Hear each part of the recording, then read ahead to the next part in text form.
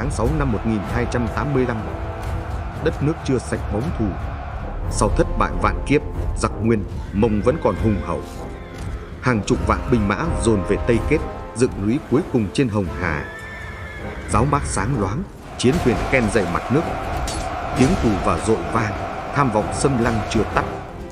Quân Trần hợp binh bốn phương, cờ xí dập trời. Trần Hưng Đạo giơ cao thanh kiếm, thể chém Toa Đô, bẻ mũi nhọn xâm lăng. Thủy bộ liên hoàn, kỵ binh ém hai bờ. Trận địa giăng sẵn, chỉ chờ giờ quyết chiến. Toa Đô thúc thuyền nhọn, mưu dùng thủy kỵ mở đường máu cho thoát hoan. Tên lửa đầu tiên xé rực màn đêm.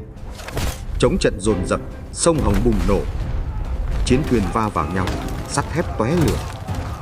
Sóng tung trắng xóa, máu hòa cùng nước. Khói lửa cuộn kín bầu trời. Nhưng tráng ca chưa dứt, đêm khói lửa sông Hồng, chương kế tiếp của bản anh hùng ca. Đêm tháng 6 rực lửa, thuyền gãy nát cháy đỏ.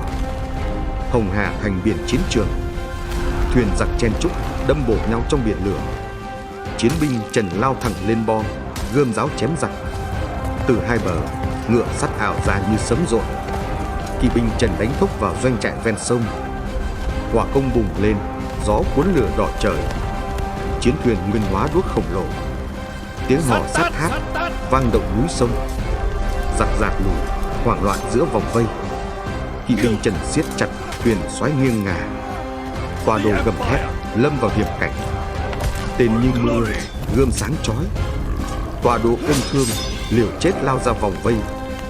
Máu nhuộm đỏ mặt sông, trận chiến bước vào khúc quanh định mệnh. Sông Hồng còn cuộn trào khói lửa. Tập 3, cái chết của Toa Đô. Đêm tháng 6 ấy, Tây Kết rực trời máu lửa. Sắt thép va chạm, tiếng hò reo vang dội sông Hồng. Toa Đô trúng thương, ngã gục trên bo. Gươm rơi, liệm tắt trong sóng máu cuộn trào. Tin dữ lan nhanh, quân Nguyên rúng động. Thoát hoan hoảng loạn tháo chạy về Bắc. Chiến thuyền hóa đuốc khổng lồ, binh lính rệu rã trong biển lửa. Kẻ bị bắt, kẻ chìm dưới sóng dữ. Cờ chiến thắng tung bay trong khói lửa. Quân Trần hiên ngang, hào khí ngút trời. Trần Hưng Đạo giơ cao thanh kiếm. Tiếng ngài dõng dạc, sơn hà xã tắc muôn đời vững bền. Tây Kết khép lại, dã tâm giặc vỡ tan.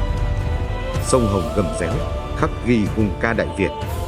Nhưng non sông chưa yên, 3 năm sau, giặc lại tràn sang. Đón xem chương kế tiếp, hùng ca Bạch Đằng 1288.